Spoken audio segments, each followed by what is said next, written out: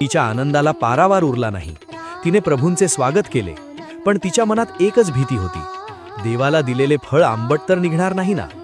याच काळजीपोटी शबरीने प्रत्येक बोर स्वतः चाखून पाहिले आणि जे गोड होते तेच प्रभू रामांना दिले.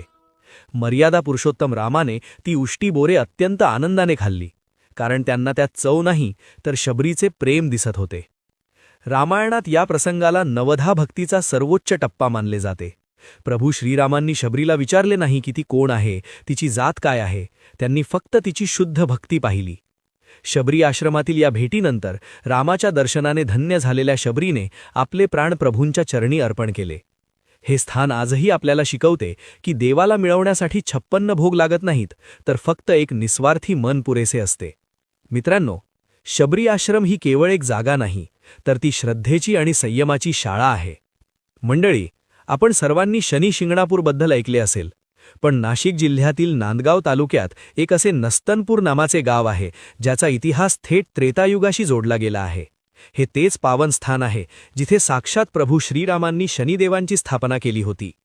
आता आपण ह्या मंदिराचा आणि रामायणाचा संबंध बघूयात. देशभरातील शनी महाराजांच्या 7.5 पीठांपैकी श्री क्षेत्र नस्तनपूर हे स्वयंभू पूर्णपीठ म्हणून ओळखले जाते. श्रीरामांनी स्थापन केलेल्या 3.5 पीठांमध्येही नस्तनपूरला पूर्णपीठ म्हणून मान्यता आहे.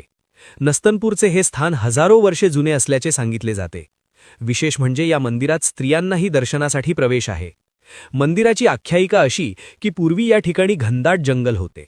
हा सर्व परिसर दंडकारण्य म्हणून प्रसिद्ध होता.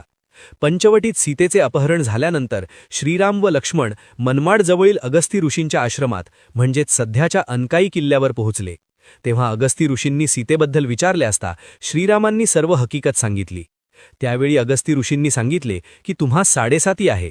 तिचे निवारण व रावणावर मात करण्यासाठी शनिदेवाची आराधना करावी लागेल. यासाठी शनिदेवाच्या 3.5 शक्तिपीठांची स्थापना करावी. अगस्ती ऋषींच्या आश्रमातून श्रीराम व लक्ष्मण